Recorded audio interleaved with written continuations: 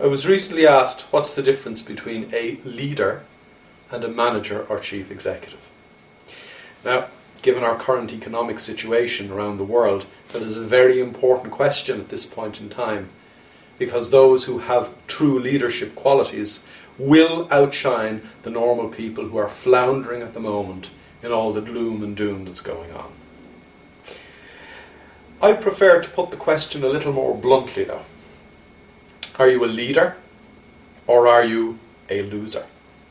Because if you're not a leader, regardless of your position in work or life, then you stand to lose the opportunity that each day provides us with to be all that we can be.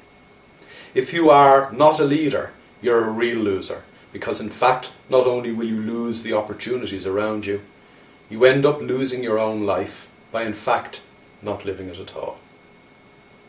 But back to the start, back to the difference between a leader and a loser. I've worked for and with many leaders, and indeed losers, over many, many years. And I've come to the conclusion that a leader is simply an abnormally successful person.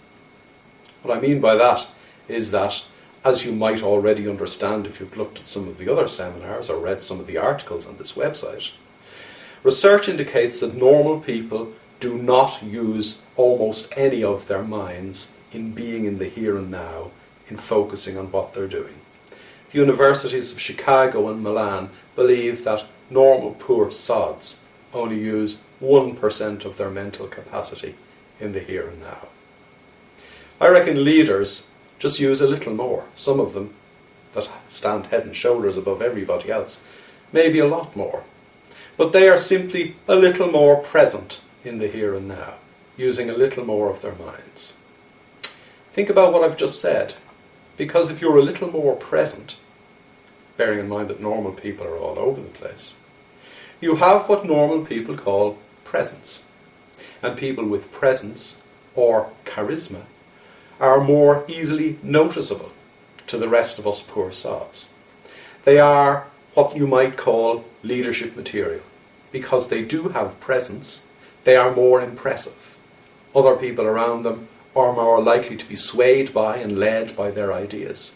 Surely, that's actually what a leader is. So the first point in relation to whether or not you are a leader, or indeed a loser, is how much are you all here?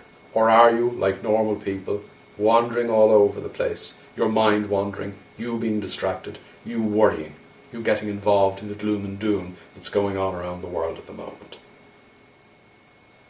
The other key point about people with presence is that because they are more present in the here and now, they are more likely to be alert and aware of all the various little opportunities that might pop their heads up around the place from time to time. Normal people, who are buried up their backside admiring the view, won't see the opportunities simply because of where their head is stuck. But normal people who are more present, are more alert, are more tuned in, and are therefore more likely to pounce on the opportunities, grasp and embrace the opportunities that lead real leaders further and further away from the norms of ordinary everyday life, so that real leaders end up standing head and shoulders above everybody else. The good news is that whether or not you're a leader at the moment, anyone can be a leader. We were all born leaders. All we have to do is relearn how to be a leader. Now I say relearn because, as I've just said, we were all born leaders. When we were very, very young, we knew how to pay attention. It came naturally to us. We were far more present in the here and now. We had more presence than we do as adults. All we have to do is get back to the way our childlike minds worked. And that's really simple. Because all you have to do to become a real leader and reclaim your birthright as a born leader is to develop your innate and natural ability to pay attention to what's going on here and now. It can become quite mechanical at first, where you have to see, feel, hear, smell and taste what's going on. But the more you pay attention to your five senses, because after all your five senses are the only interface you have with the outside world, The more you pay attention to those five senses, the more you become present to the moment, the less your subconscious mind gets distracted, the less your mind wanders. You begin to be present, you begin to have presence. That opens up a whole new vista to all of us. As I said to you, the really good news is that you're a born leader. I'm a born leader. We're all born leaders. We all have that presence within us. We need to let it out. What you need to do is start paying attention. Why not start today?